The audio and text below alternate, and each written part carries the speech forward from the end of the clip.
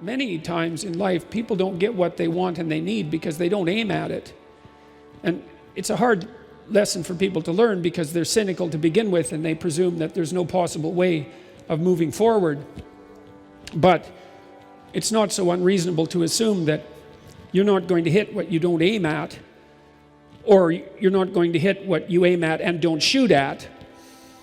And I've seen time and time again that if people do put forward a vision for what they regard as worthy of pursuit, which is something you have to determine in dialogue with yourself. It's like, given the difficult preconditions of existence, is there anything that you could conceive of that you would regard as sufficiently worthwhile so that you would be motivated to pursue it? It's a profound philosophical question, and it's not an unreasonable one. It's a good place to start. It's like, well, life is difficult enough to make you cynical and bitter, and perhaps enough to make you cynical and bitter and suicidal and homicidal and even genocidal. And it's not surprising in some sense. And then the question is, well, is there something that you can pursue that allows that to be acceptable or perhaps even desirable, which is something to do that justifies the suffering? And it's hard to say what that would be for each of you. It's something that you can discover. This is partly why Nietzsche was wrong. Nietzsche thought that after God had died, that human beings would have to invent their own values. But the psychoanalysts, I would say Jung foremost among them, put forward a very powerful counterclaim, which was that, well, you can't invent values. They're already built into you. You have to discover them. And I think that's true for each person. It's like, well, what would justify you in the abandonment of your resentment and hostility? What would be a sufficiently adventurous goal? And this is part of the problem with the collectivist viewpoint, I believe. I was thinking about that today too. You know, I learned as a psychotherapist not to solve my clients' problems for them. You're a bad therapist if you offer advice. I mean, you do sometimes, because there are situations that are relatively trivial that just need to be strategized through. But fundamentally, what you want to do, if you're careful, as a friend or a family member or as a psychotherapist, is to help the person discover their own pathway forward, right? And that's going to be a difficult pathway, because it means that they're going to have to accept the burden of their life. And then they're going to have to come up with their own solutions to what would justify that burden.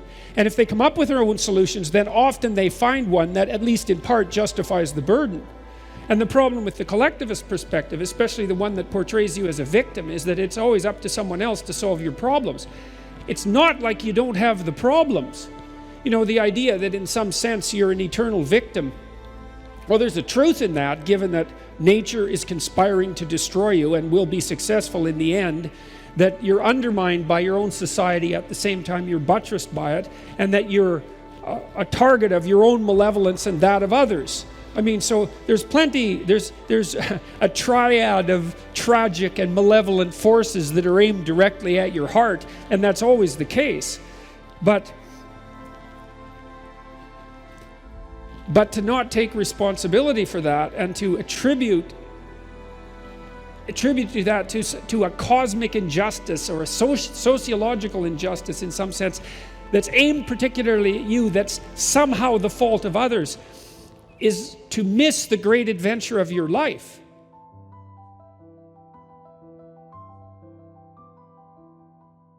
One of the things I learned last year, I was doing a series of biblical lectures, and I started to analyze the Abrahamic stories, which I didn't know very well. And the story of Abraham is particularly interesting because Abraham he's a slow starter. He's one of those guys that failed to launch, right? He's in his father's tent, hanging around his mother's skirts till he's 80. And 80, that's exactly it. And God finally gets fed up with him and says, look, why don't you get the hell out of the tent and get out there in the world and have an adventure? You know, your life is waiting for you. And well, it's God calling, so Abraham has enough sense to pack up and leave, but it's complete bloody catastrophe from there on in, you know. I mean, the first thing he encounters is a famine, and that's no joke, and then it's a tyranny, that's the next thing, and then it's a conspiracy to steal his wife. And I'm sure that he spent the next 20 years wondering why in the world he ever listened to God and just didn't stay in his damn tent. But there's, and the Abrahamic story and the stories that follow that, they all have that same narrative structure, is that there's this call to adventure, but it's not to happiness by any stretch of the imagination. It's to a heroic mode of being that involves taking responsibility for the full catastrophe. And that in that adoption of that adventurous mode of being, there's a deep meaning to be found. Right? A meaning maybe that transcends just you, that involves your family and that involves your community and maybe even the destiny of humanity itself. But there's nothing about that that's secure or easy, and very little that has to do with happiness.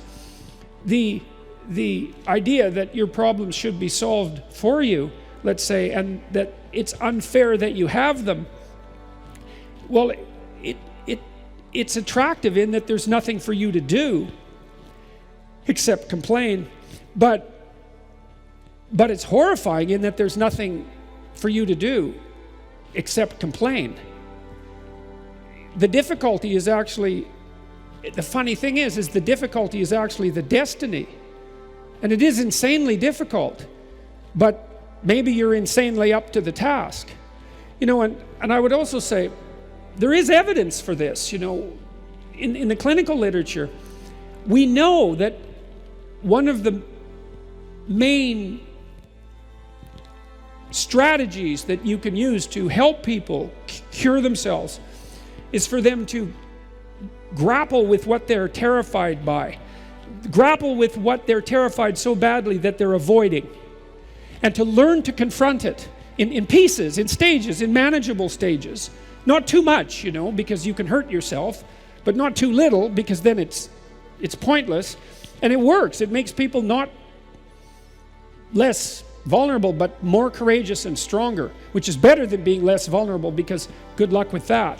That's not happening. But you can be more courageous and you can be stronger.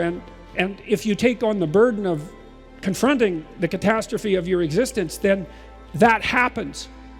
And it actually works. And that's part of what everyone is called upon to discover in their life, and partly what religious stories try to remind people of, in some sense, to wake them up, say, you're more than you think you are.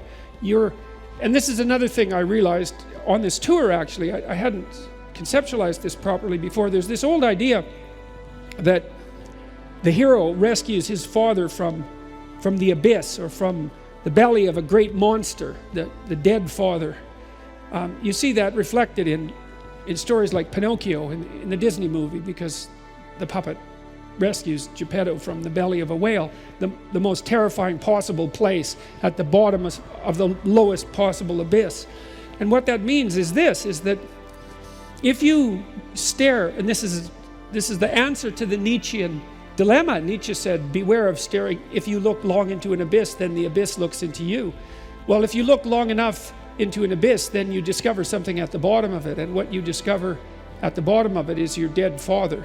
And what that means is that if you look at what terrifies you forthrightly enough, then you discover the spirit of your ancestors that you could become. And that won't be called out of you without that courageous confrontation. Because nothing is called out of you without it being demanded. It's the same as working out in a gym. You lift heavy weights, not so heavy that they hurt you, but heavy enough so that they're slightly beyond your capacity to grasp. Nothing is compelled out of you without necessity. And so then you ask, well, what if you subject yourself to the highest possible level of necessity?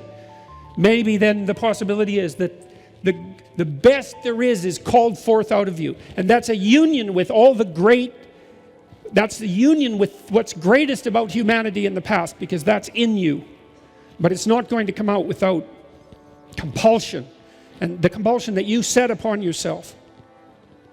And so that's the antidote to the collectivist viewpoint. It's like, it's your problem, and thank God for that. Because you need a problem to justify your miserable existence. And it has to be a problem of sufficient magnitude so that you can look yourself in the mirror when you wake up in the morning and you can think, well, despite my inadequacy and all the things about me that are insufficient, at least I'm bearing up under this worthwhile load. And that's a start. So, thank you.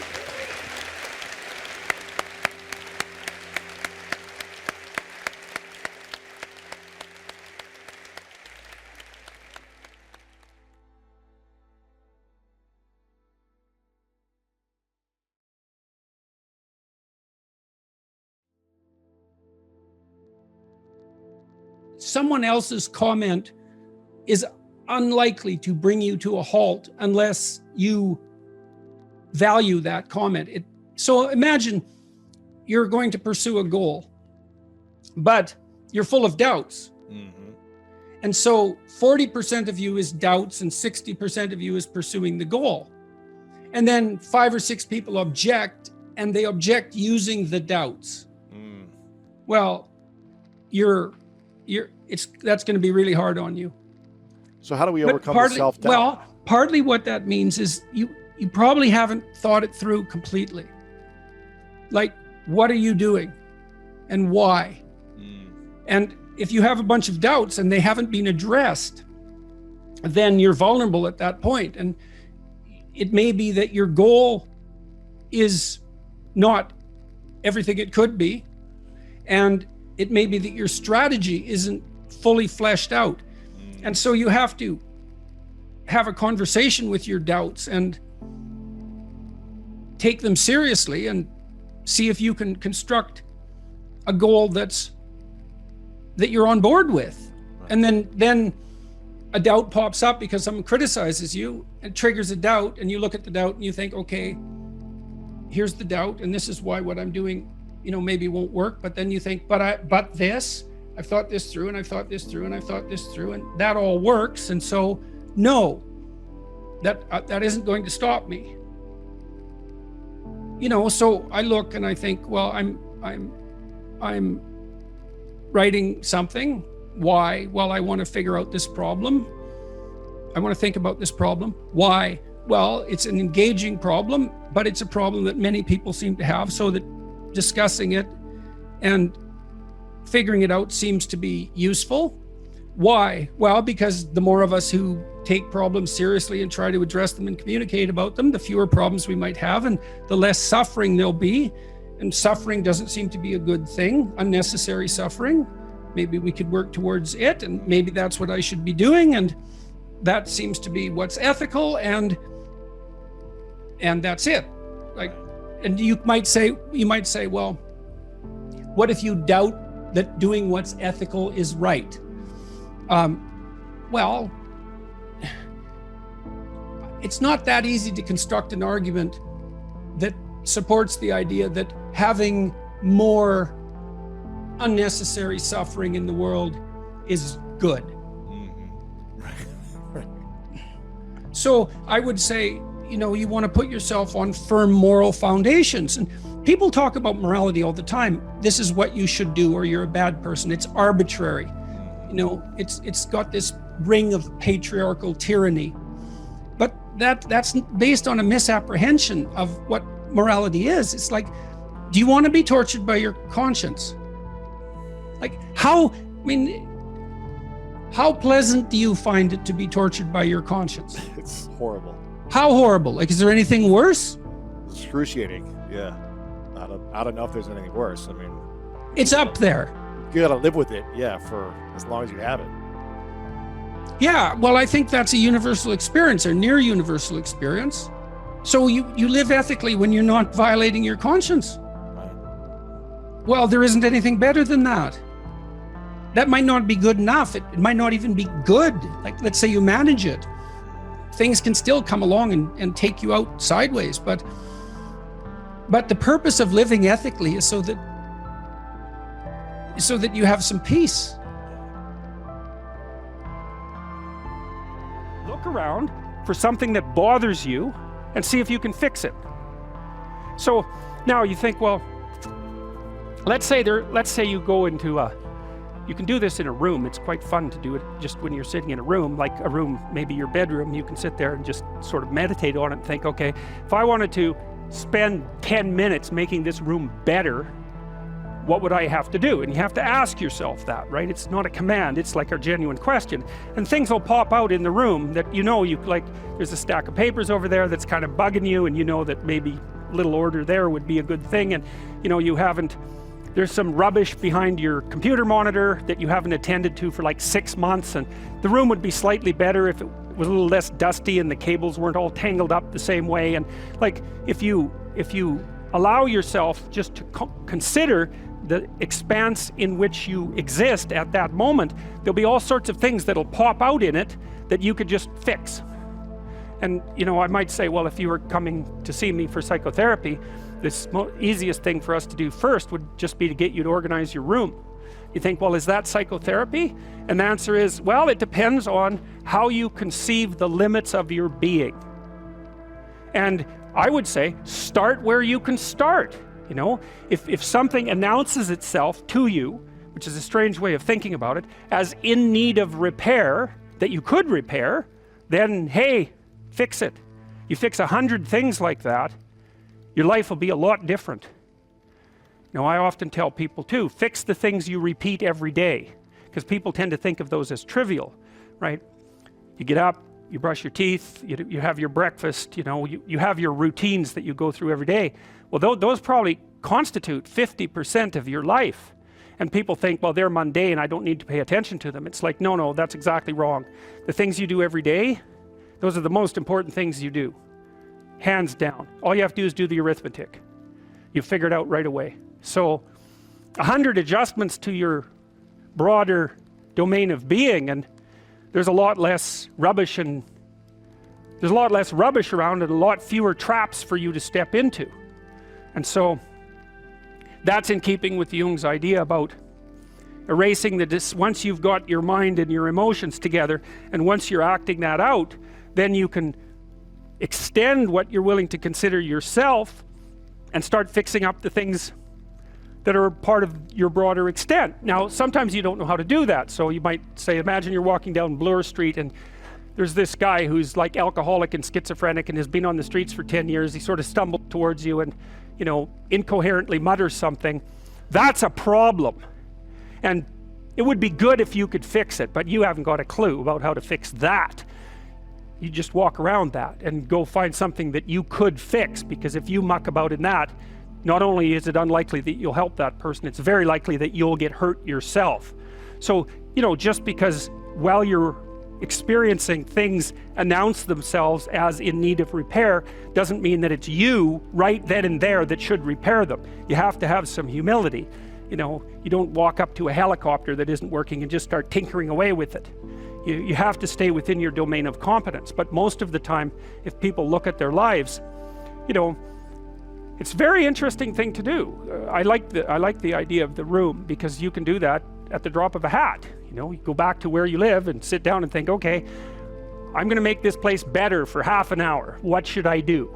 And you have to ask, and things will just pop up like mad. And it's partly because your mind is a very strange thing. As soon as you give it a name, a genuine aim, it'll reconfigure the world in keeping with that aim. That's actually how you see to begin with. And so if you set it a task, especially, you have to be genuine about it, which is why you have to bring your thoughts and emotions together, and then you have to get them in your body so you're acting consistently. You have to be genuine about the aim, but once you aim, the world will reconfigure itself around that aim, which is very strange. And that, man, if you can get one thing through your head as a consequence of even being in university, that would be a good one. You see what you aim at. And so, because one inference you might draw from that is, be careful what you aim at, right? What you aim at determines the way the world manifests itself to you. And so if the world is manifesting itself in a very negative way, one thing to ask is, are you aiming at the right thing? Now, I'm not trying to reduce everybody's problems to an improper aim. People get cut off at the knees for all sorts of reasons. They get sick, they have accidents. There's a random element to being, that's for sure. And so you don't want to take anything, even that particular phrase, too far. You want to bind it with the fact that random things do happen to people, but it's still a great thing to ask.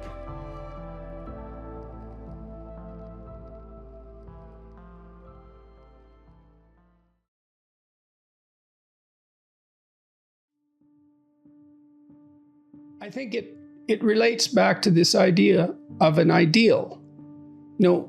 Is a person what he or she is, or is the person most properly understood as what they could become? And I think we understand ourselves essentially in terms of what we believe we could become. Our conscience upbraids us for failure to move in that direction. And so one of the things you do if you challenge yourself is you attempt to transform yourself through tempering into that which you could be.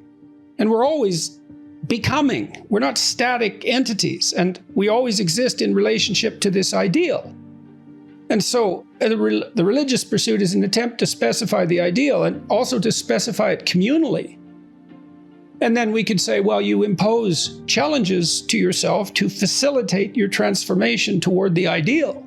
And everyone understands that. Well, of course you do that. And you ever meet someone who isn't upbraided by their conscience for not being more than they are?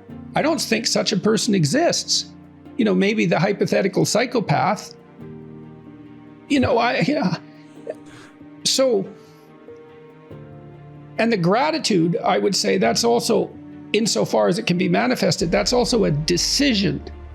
Because you could say, the antinatalists, the people who think consciousness is so unbearable that it should just be eradicated, they think, well, the world is so corrupt and so rife with suffering that it would be better if it didn't exist at all. And you can make a perfectly logical case for that. Dostoevsky did it all the time in his novels. So, well, you can take the opposite tack and live out that. And that's a decision. To be grateful is something to strive for. It's something to attempt to manifest, like to be truthful. And it is in spite of your suffering, because the suffering can be absolutely overwhelming. It can be unbearable. You might have been through something harder. Others have certainly been through something harder. The complaints of the modern world they can't even compare to even 50, 100 years ago. I mean, it's unbelievable what our ancestors not too far from now dealt with. And yes, and you can say there's something that really gets into gratitude in you that's greater than you think that you could call on. And the evidence is that other people have gone through this. And that isn't so much, again, pointing to a lack in you necessarily as it is something that's hopeful. What you can yes, be. Exactly. Yeah. And you say, there's a psychologist, Carl Rogers, and he thought you should have unconditional positive regard for your clients. And I don't believe that's true. You should have unconditional positive regard for the parts of your clients that are trying to get better. Now, that doesn't mean you criticize and deal harshly with the other elements. That's not the point. The point is, when you're dealing with someone, are you dealing with who they are, or are you trying to foster who they could be? And which is the better attitude? And it's certainly the case with young people, and perhaps with all of us, that we like to interact with people who are calling out the best in us. If you configure your life so that what you are genuinely doing is aiming at the highest possible good, then the things that you need to survive and to thrive on a day-to-day basis will deliver themselves to you. That's a hypothesis, and it's not some simple hypothesis, right? Because what it basically says is, if you dare to do the most difficult thing that you can conceptualize, your life will work out better than it will if you do anything else. Well, how are you going to find out if that's true? Well, it's a Kierkegaardian leap of faith. There's no way you're going to find out whether or not that's true unless you do it. So no one can tell you either, just because it works for someone else. I mean, that's interesting and all that, but it's no proof that it'll work for you. You have to be all in this game. And so the idea is, seek ye first the kingdom of God and his righteousness. It's like, that's actually a fairly important caution when you're talking about not having to pay attention to what you're going to eat or what you're going to wear. It's like, what it's essentially saying is that those problems are trivial in comparison. And the probability is that if you manifest yourself properly in the world, that those things will come your way is extraordinarily high. And I believe that that's exactly right. I mean, I've watched people operate in the world, and I would say that there is no more effective way of operating in the world than to conceptualize the highest good that you can and then strive to attain it. There's no more practical pathway to the kind of success that you could have if you actually knew what success was. And so that's what this sermon is attempting to posit. It's like in the story of Pinocchio. You know, what happens at the beginning of the story of Pinocchio is that Geppetto wishes on a star. We talked about that a little bit. And so what Geppetto does is align himself with the metaphorical manifestation of the highest good he can conceptualize, and he makes a commitment. Let's say he aims at the star, and for him the star is the possibility that he can take his creation, a puppet, right, whose strings are being pulled by unseen forces, and have it transform into something that's autonomous and real. Well, that's a hell of an ambition. You know, and we're wise enough to put that in a children's movie, but too foolish to understand what it means. It's such an interesting juxtaposition that we can both know that and not know it at the same time. You can go to the movie, you can watch it, and it makes sense, but that doesn't mean that you can go home and think, well, I know what that meant. Well, people are complicated, right? We exist at different levels, and all the levels don't communicate with one another, but the movie is a hypothesis, and the hypothesis is there's no better pathway to self-realization and the ennoblement of being than to posit the highest good that you can conceive of and commit yourself to it. And then you might also ask yourself, and this is definitely worth asking, is do you really have anything better to do? And if you don't, well, why would you do anything else? You know, you remember the old fable of the grasshopper and the ant? Maybe not. I'm not going to tell it, but the ant works and the grasshopper fiddles, and the ant has a pretty good time in the winter and the grasshopper dies. And so this is like a pro-grasshopper line, but it's not, because it says something else. It says that if you orient yourself properly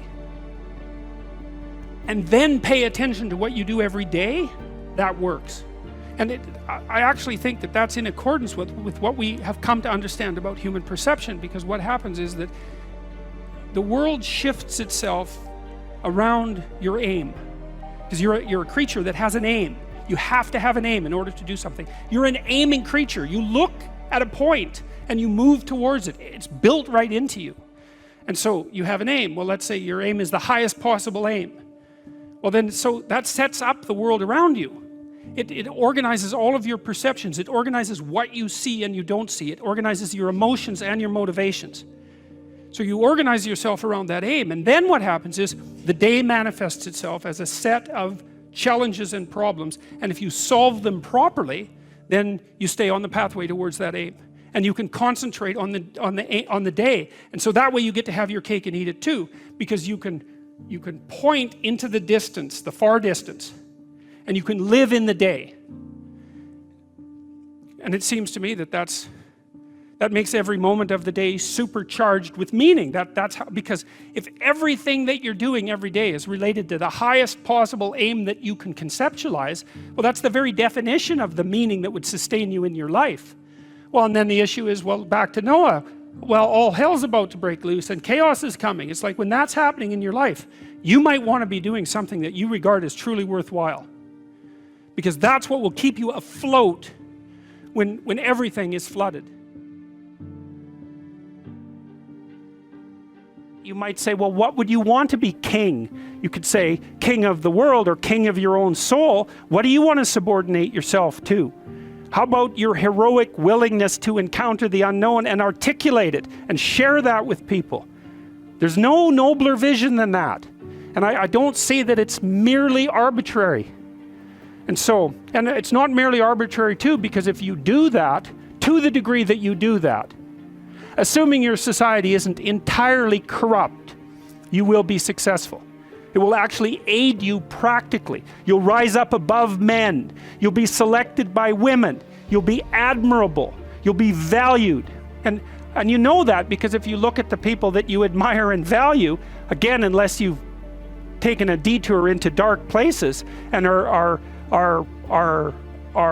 possessed with admiration for people who are working for malevolent purposes and for destruction. You just have to watch the people that you admire and try to figure out what's common across them and draw your own conclusions. And you can ask yourself too, when you're torturing yourself with your conscience because you're not doing what you should be and you know it, what is it that you're torturing yourself in relationship to? You have a vision of your own ideal, and you torment yourself if you're not matching it. What's the ideal? Well, you don't know, right? It's kind of incoherent and poorly articulated, but that doesn't mean it isn't trying to manifest itself and make itself known to you.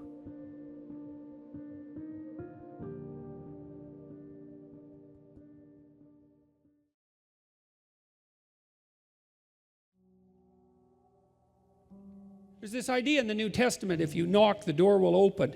You think, well, that's an unbelievably, naively optimistic statement that no one in their right mind would possibly give any credence to. But the world is a very strange place. And it is the case that your perceptions of the world and the personality that you inhabit orients itself around your fundamental goal. You're goal-directed creatures. You look forward. We point at everything. Like we're arrows that are aimed at, we're either aimed at something or at nothing, but we have to be aimed. And if you aim at something, then the probability that something will come out of that is radically enhanced. And it might not even be what you aim at to begin with, but that's okay, because what do you know?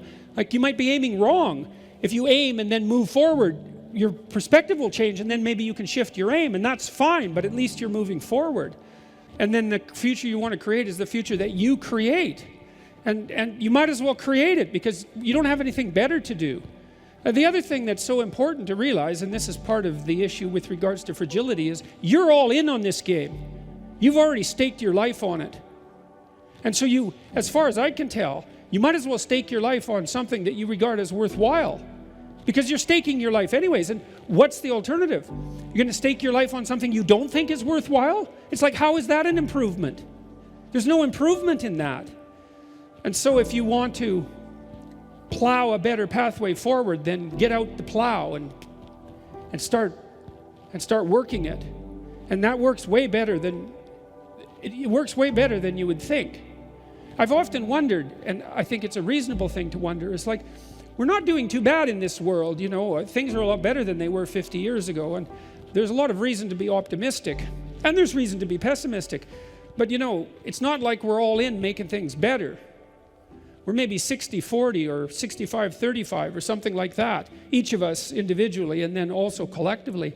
You wonder what would happen if we were all in, just how much better we could make things. And there's something that's worth thinking about.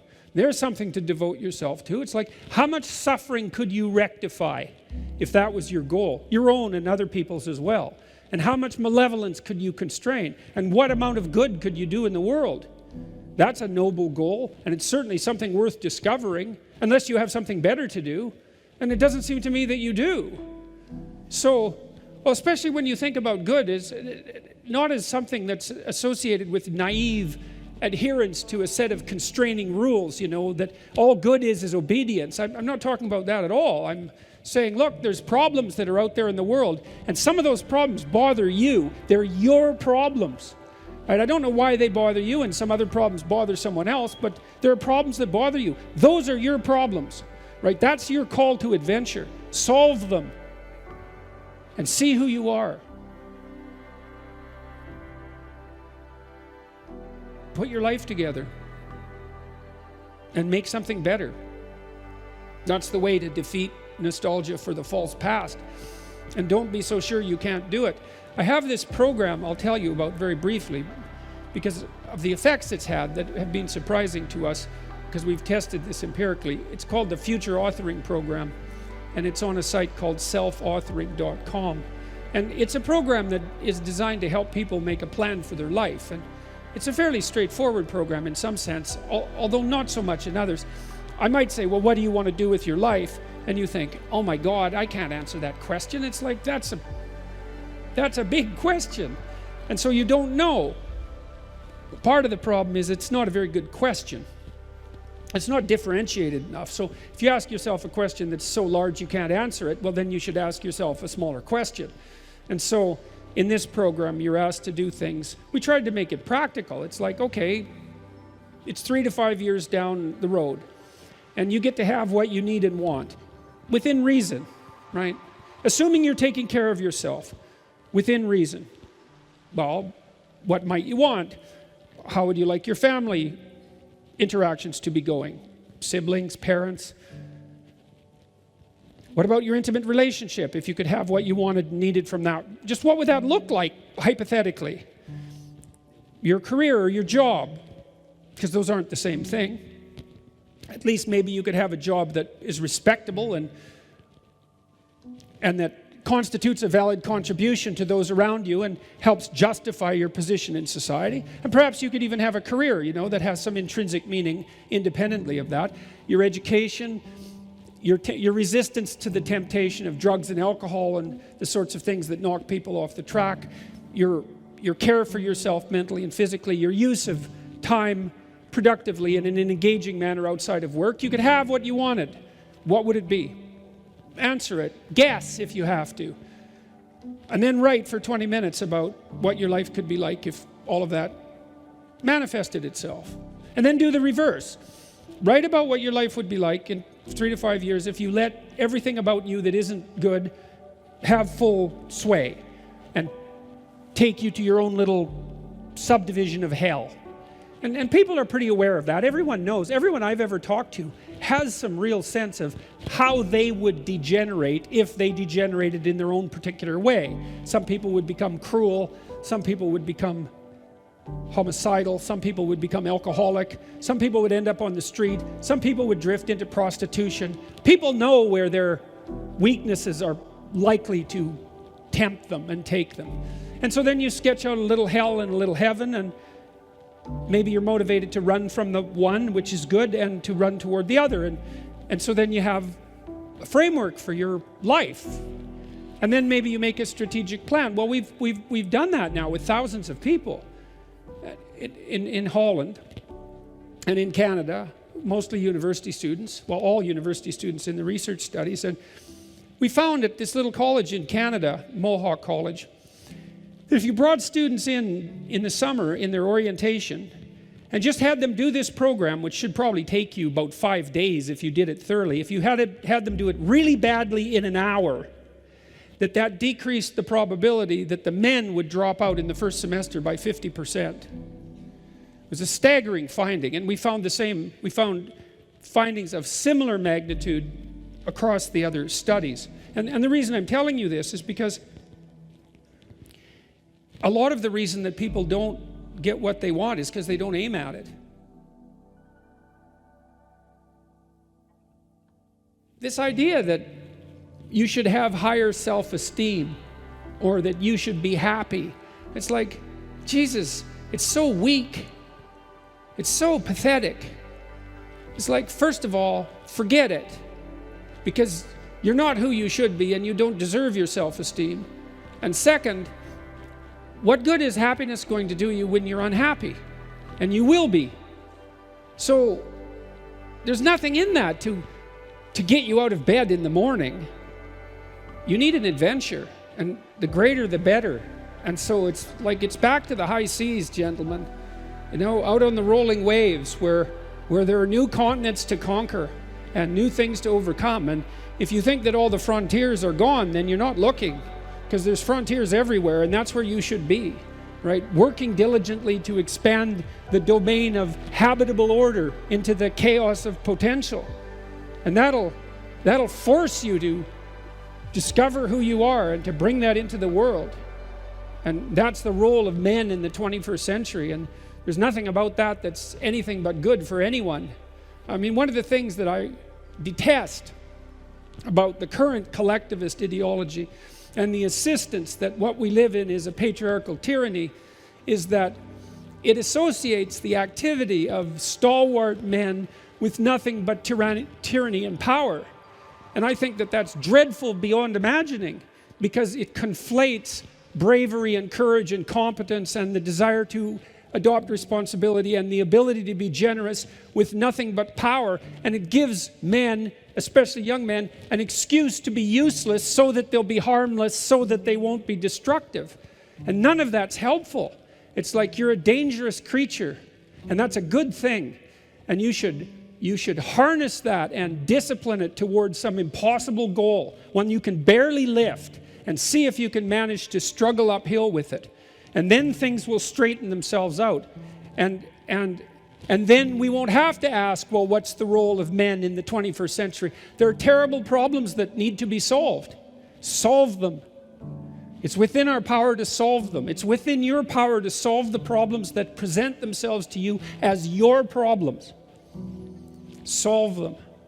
That's the right solution. And there's nothing in that that isn't good. And there's nothing in it that isn't like that call to adventure that can get you up in the morning when it's a difficult morning, when things have collapsed around you for one reason or another. You need a purpose for moving forward, and it has to be the sort of purpose that justifies the suffering. So that's that.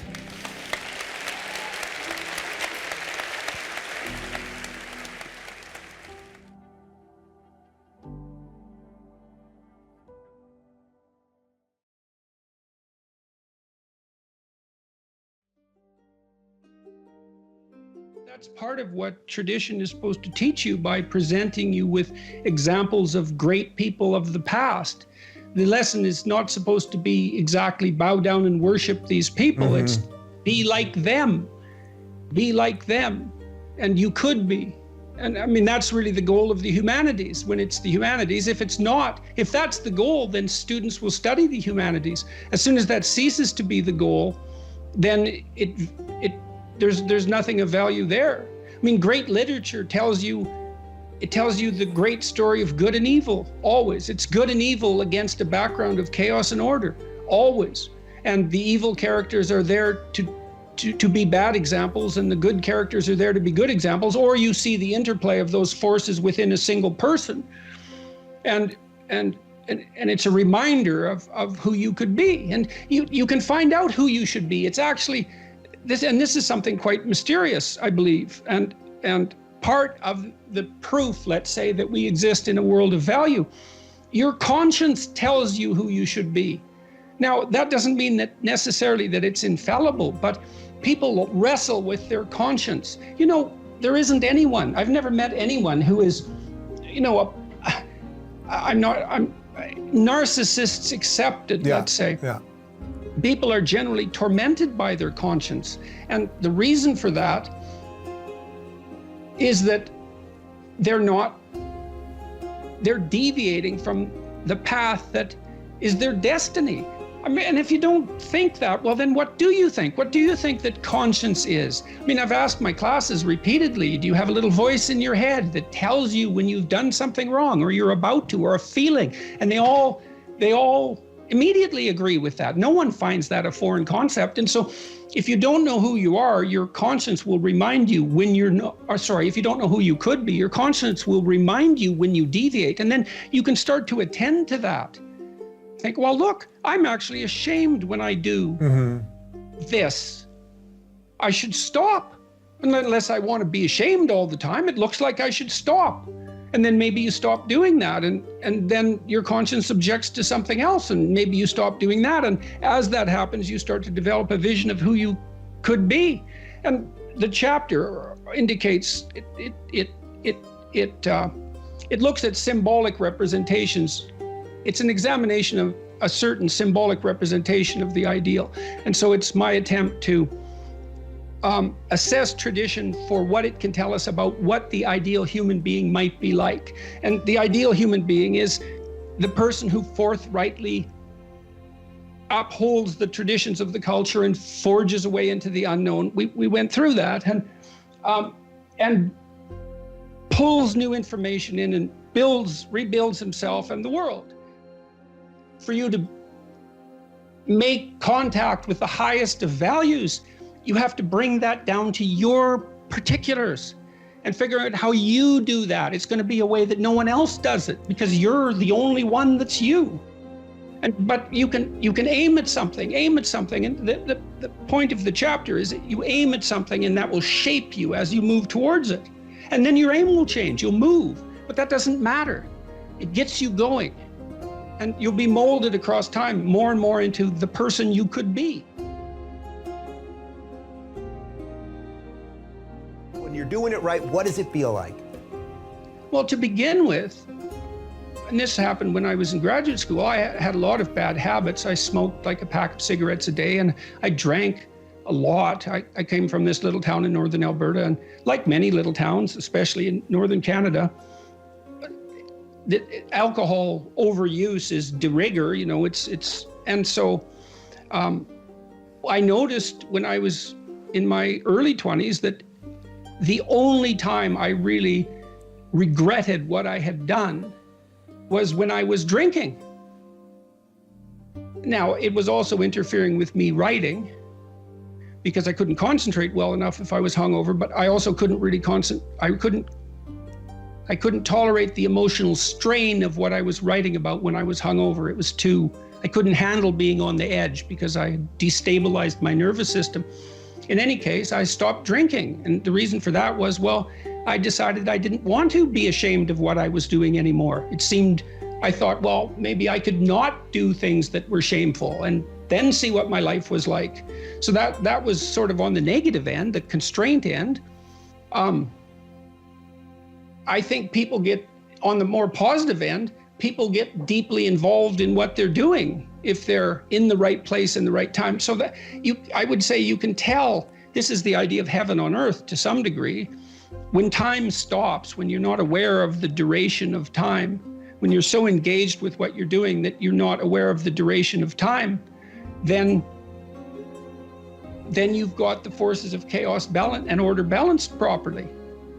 You're not stultified and bored. That's an excess of order. Everything's too predictable. You're not overwhelmed. You're dealing with, you're playing tennis at the peak of your game. That's partly what people experience when they're great athletes, when they play. The zone, yeah. You know, and they're always stretching themselves to their limit. You can tell that if you watch a gymnast, for example, who has a brilliant performance. They've stretched themselves beyond their domain of competence during the performance. And that's what makes everybody leap to their feet. That's the incarnation given embodiment right there in front of you for some moments. And everyone cheers that on. That it becomes fleeting in that suddenly you could have a great month and then suddenly something happens, chaos returns. Like it's that we almost forget that moment. You can't hold it. Well, it requires even to some degree some good fortune to maintain. I certainly haven't been able to do that while I was ill. You know, and time, one of the consequences of my illness, whatever it was or is, was time dilation. Like days lasted weeks. It seemed like minutes lasted hours. And I mean that literally.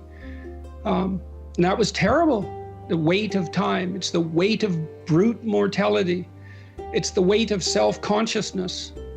And you escape that immersed properly. So, and that second chapter is a pretty practical chapter. It's like, well, if you're not who you want to be, then think about how you could be better. Take a chance, aim at that, work at it, and see what happens. One of the things I tell young people all the time, I'm not a very typical psychologist in this regard, because psychologists like to pat people on the head and say, you're all right the way you are. I talked to Bishop Barron a while ago. I'm going to broadcast this, and he said that the Catholic priests were trained in the 1960s to kind of be accepting, you know, humanistically. You're okay the way you are, you know. And that's such rubbish. It's like, not only are you not okay the way you are, you don't think that anybody else is okay the way they are either. And you don't think your children are okay the way they are. Like, you love them and all that, but you don't want them to stay 3 years old their entire life. You want them to expand and improve and become who they are. And so, instead of telling young people that they're okay the way they are, I tell them that, and it's a terrible message for them if they're desperate. You know, so let's say 10% of the people in my audience are young, maybe they're young men, just for the sake of argument, and they're like not in good shape. They don't have any goals. They're drinking too much. They're watching pornography all the time. They've got no aim. They've got no structure in their life, and they're just bloody miserable. And the misery is twisting them into malevolence, because enough misery will absolutely do that to you. And then what are you going to do? And come along and say, well, you're okay the way you are? It's like, that's the last thing they want to hear. It's like, get your damn act together. You know, you got things to do, and they're going to be difficult. And that there's an echoing Christian message in there, I would say, which is, you pick up the weight of your suffering voluntarily, and you walk uphill with it. And that not only gives you the meaning that you need in your life to stop you from degenerating in a dangerous manner, but it actually makes things better. And so that all has to be part of it. Like, I believe in human ingenuity. I think we can solve all the problems that beset us. But it can't just be, it has to be more than we can enhance material well-being, which is what it tends to be now. It's not enough. And so, and you get brushed off by the apocalyptic types. You know, I've been an advocate for people to put their lives together. And of course, my life has fallen apart. And so you might ask yourself, well, are you aware of the irony of that? And the answer to that is, well, absolutely. You know, it's shameful. I feel that frequently. And then so you might say, and people tweet this out fairly regularly, you know, who am I to give advice? And I suppose that's a perfectly relevant question. I guess I've always thought, and I said this too in the lectures during the tour, that I don't really think that what I'm doing is giving advice, or if I am, I'm also giving it to me. You know, it's not like I believe that I have all the answers. I have answers that I've found useful while attempting to move ahead. And with this new book, I can show you this. That's what it looks like. The black counterpart to the white book, the previous book. Out today. You know, I wrote a lot of it while I was extremely ill. And there were some advantages to that, I think, in that I only kept that material that I felt was reliable under duress. Now, I think probably, perhaps my creativity was somewhat compromised, and so that may have impacted the book negatively, but it made for more severe editing. For example, the last chapter is be grateful in spite of your suffering. And certainly maintaining that gratitude is something I've struggled with. I think anybody who's in pain chronically struggles with resentment, but I know that resentment poisons. And I think that form of courage. And so I stand by what I've written.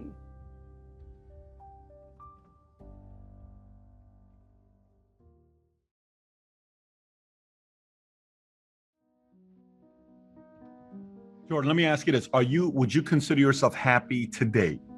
No. And when's the last time you were happy? I was happy a little bit last week for a couple of hours. I'm in too much pain and to be happy still. I mean, it's not like I don't appreciate what's good about my life. I do appreciate it, and I remember it consciously all the time. And my wife and I remind each other about it constantly. And so I see that all very clearly, and I can see where the sources of happiness could lie, but I have a lot of neurological damage by all appearances, and it produces quite a lot of pain. And so I'm overcoming that, I think, bit by bit. Like, I have a very structured day. So I get up and I have a sauna, and then I walk for 6 miles, and then I exercise for an hour quite intensely with weights. And I dance a little bit to music, because while I'm trying to regain control over all my extremities, and that's all working quite well. And then I have the podcasts and so forth. And so I have a well-structured life, but it's still not to the point where I would say I was happy. I'd like to get there. Healthy really is really what I'd want. Healthy and fully functioning. I'm running at about 50% now, and it was down to about 5 for a long time. So 50 is a lot better. No, and that's great to hear. What's the longest, like, if you were to put outcomes of a life, like you were to say priorities? Okay, happiness, I'm living a happy life, fulfilled life, healthy life, how would you rank those three for someone like you? Oh, well, healthy is by far the most important. But then I wouldn't use those criteria. Like, I think I'm very pleased if I can say things that I believe to be true. I've written about this, said pursue what's meaningful and not what's expedient. And I would also say that it's useful to say what is true rather than to craft your words so that you get what you want. And part of the reason for that, there's many reasons, but part of the reason for that is that it's unbelievably adventurous. You have no idea what will happen if you just say what you think. And my experience has been that the consequences are absolutely overwhelming, always, constantly. And, you know, when I go into a talk like this, I don't have an outcome in mind. I don't want to make a fool of myself. I don't want to say something stupid. I want to engage in an interesting conversation, but I'm not I don't have an agenda other than that, but it's just to say what I feel in the moment as clearly as I possibly can. It's so adventurous to do that. And it's far better than pursuing a more narrow goal that might be wrong. And so there's an adventure there and I think one of the things I love about the long form video format is that it enables people to engage in the mutual exploration of truth, the revelation of truth, the discovery of truth. And it's so interesting too that people find that compelling and exciting and watch it and want it. Do you ever catch yourself asking, oh man, maybe I'm in too deep of being this worried genius and I've lost a bit of my happy simpleton? Yeah, well, I certainly experienced that when my health broke down. And the reason for that was that I not only did I get sick, my life fell apart because I couldn't do anything that I used to be able to do. I couldn't listen to music. I couldn't read. I couldn't write. I couldn't think. I couldn't do any of them because everything that I had done was complex and difficult, all the things that I engaged in. And what I did realize was that left me vulnerable on a certain front, because if I wasn't in peak health, let's say, I wouldn't be able to do those things. And so, I mean, that's why I'm walking now, for example. You know, I said I walk 6 miles a day, and I do that every day. It's very simple. And I've played a lot of ping pong, and I've always liked that, but I never played that much, but I liked that. And there is some utility in having things around that are rewarding and good for you, that are less complex. I would say, though, that with regards to the conflict between, let's say, you know, miserable wisdom and happy ignorance, is that there's different forms of rewards to be found in different places. You know, you can think about this even in terms of personality. One major personality dimension is extroversion. And the reason for that is that we have a pleasure circuit, and how active that is varies between people. That's what causes variation in extroversion. And we generally equate happiness with the activation of the circuitry that's associated with extroversion. And drugs like cocaine and amphetamines activate that circuit. But there's another personality dimension, which is openness. And openness is the creativity dimension, and there's pleasure to be derived from that as well. And so that's philosophical exploration and literary experience. And I suppose when you go to a movie, you experience a blend of those two things, especially if it's a rather complex movie.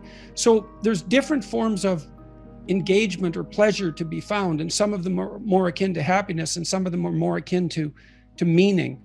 And sometimes they come into conflict, but I think all things considered, they work best when they're working together. And I do strive diligently to and I think that this has really been brought home to me. You know, look, I couldn't sit down. I literally couldn't sit down for almost a year. And so I lost the ability to sit down. I had fantasies for hours of being able to sit by a fireplace and just not move, because I had this condition called akathisia, which is, I learned how valuable it is to be able to sit down. And now when I sit down and nothing is happening, I'm taking stock of that and noticing what an unbelievable gift that is. And it is really useful to maintain your ability to see what you have that you've taken for granted, because you can lose everything. You can lose things you don't even know you have. I had no idea that you could ever lose the ability just to sit down, but you can. I wouldn't recommend it. So I'm more appreciative, I would say, of simpler things than I was. I'm more appreciative of other people than I was. I'm probably more grateful, all things considered, than I was. And hopefully that will continue developing. I have no contempt for happiness. You know, I tell people, don't pursue happiness, pursue meaning. And I think that's true. But if happiness comes along, it should be welcomed. And if you're ever somewhere where that's happening, you should notice it and be grateful for it and enjoy it. And that's for sure. When someone stops me on the street, and that happens all the time, they're usually shy and tentative about stopping me, and usually very, very polite, almost invariably. So it's never a real imposition. And I always ask people, you know, if they say that they watched a lecture and it helped, I always ask them why, you know, what helped. And so I had 3 guys this week tell me, they said, well, I was comparing myself to what other people had achieved and always coming up short, and that was hurting me. It was making me envious, let's say, and disheartening me. But then I learned to reward myself for small improvements over who I was. And I thought, well, that's really important, you know, because you are comparing yourself to the right person then, and now you're rewarding yourself, you're encouraging yourself for taking the steps that you can take. It's really important to do that right. And, you know, now I know that that's important to my listeners, and so I'll try to formulate that concept more accurately and communicate it more clearly. It's a great privilege. It's a great privilege to be able to do this with the podcasts and the books, and it's great. It's great.